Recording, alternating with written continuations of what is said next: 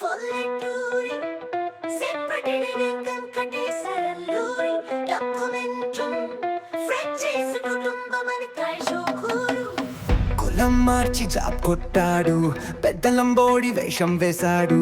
పోలీలెనెత్త గూడి గూడు పల్లెటూరిలో కొట్టినోడు. చెన్నెల మిదుళ్ళ గుల్లెల పండుగ పంచాయతీ కాస్ల రోల్ల రింగ రింగ ఆఫీసులో పెంగానే గుమ్మం దాటి లెక్కలు చూస్తే అమ్మయ్య బుద్ధి.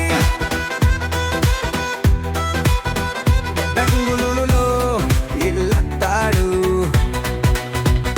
ఎన్నికల్లో డబ్బు కురిపించాడు. 14 లక్షలు సింగారించాడు. పంకల్లో బాక్సులుగా దాచి పెట్టాడు.